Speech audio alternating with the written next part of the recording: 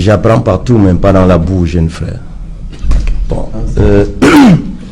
je te disons que faisons une lecture transversale de cet événement politique, de cet élément politique. Je commence par ceux qui ont marché. Qui a marché le 22? Nous avons les forces du changement et le RDPC. Le RDPC a marché hier? Le RDPC a marché toute la journée à Ebolova. Hier? Hier. Ils ont déclaré, c'était autorisé? Je vous ai dit, je n'entre pas sur certains éléments. Parce qu'on a vu les sorties des deux gouverneurs, littoral et centre. Donc le gouverneur du Sud n'a pas fait de sortie et il pouvait marcher? C'est ça? Je ne sais pas. J'ai dit... Qui c'est alors? Je commence par ceux qui ont marché. Oui. Vous dites le RDPC Hier a marché à Ebolova, le RDPC a marché. Alors, si quelqu'un a bien fait sa classe de terminale, sauf s'il n'a jamais été là-bas, il a au moins étudié Rousseau. Il a étudié Thomas Hobbes.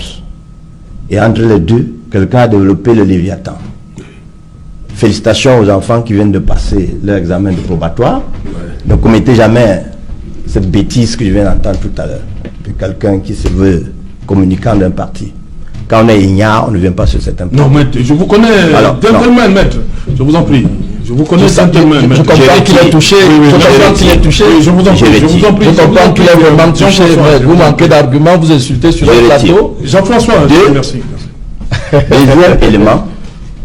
Alors, en termes de communication, je me demande que veut cacher le politique au monde entier lorsqu'il empêche le journaliste de mener sa mission, alors que ce journaliste n'est pas dans l'exercice illégal de sa fonction.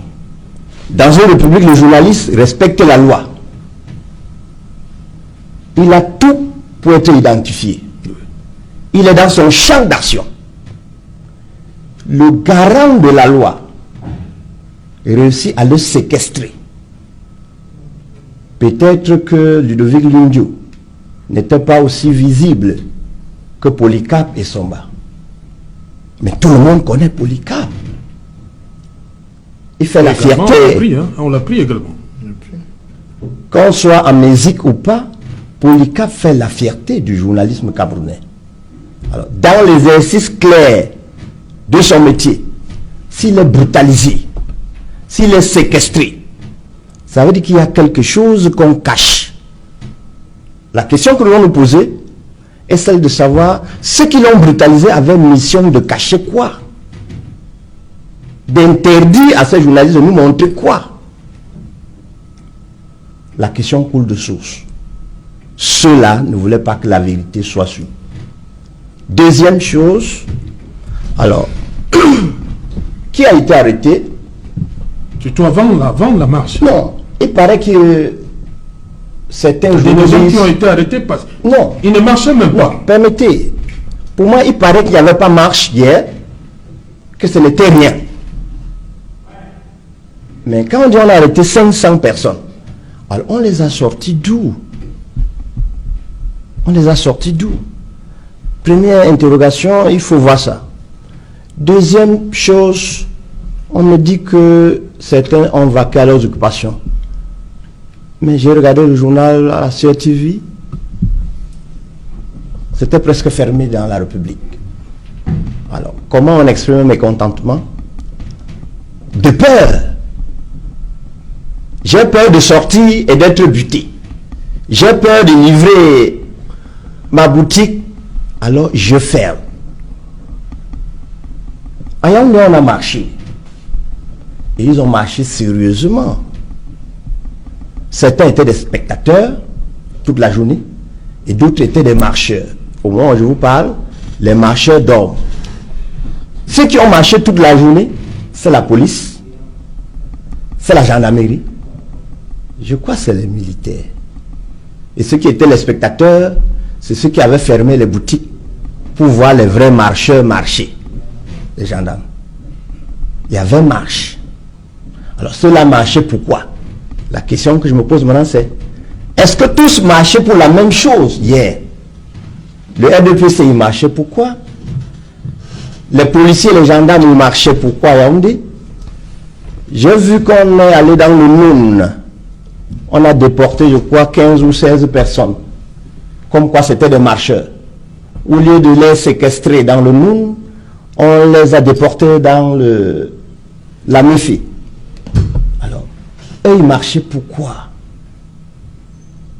Donc, il ne faut pas faire la caricature s'il y avait marche. Beaucoup ont marché hier. Est-ce que c'était le même objet? Alors, pour ceux qui veulent comprendre, dans une république normale, le même jour, s'il y a au moins 4 groupes qui sortent et marchent à leur manière, l'État doit s'interroger. Ceux qui ont fermé boutique marchaient chez eux. Parce qu'on n'avait pas donné un sens de marche. Chacun devait marcher. Certains sont restés chez eux, cloîtrés dans leur fauteuil, et ça marchait dans leur cerveau. Oui. Ça marchait, ça trottait. D'autres sont à la limite de la schizophrénie, hantés par la description de ce qui se serait passé, ou bien ce qui doit être. Pour revenir donc à votre question, pourquoi on a arrêté d'autres avant? Pourquoi on a arrêté d'autres pendant? Pourquoi on continue à arrêter après? Moi, les magistrats vont me répondre. Parce que c'est eux qui doivent expliquer dans leurs décisions, surtout ceux qui vont juger ce qu'on a arrêté avant, ce qu'on a jugé pendant, ce qu'on a arrêté après, ce qu'on a arrêté pendant. Ces magistrats-là doivent nous dire. Et dans une république exemplaire, lorsqu'on ne peut pas confondre les couleurs, ils doivent de façon transparente nous dire. Voilà. Merci. Voilà, merci cher monsieur.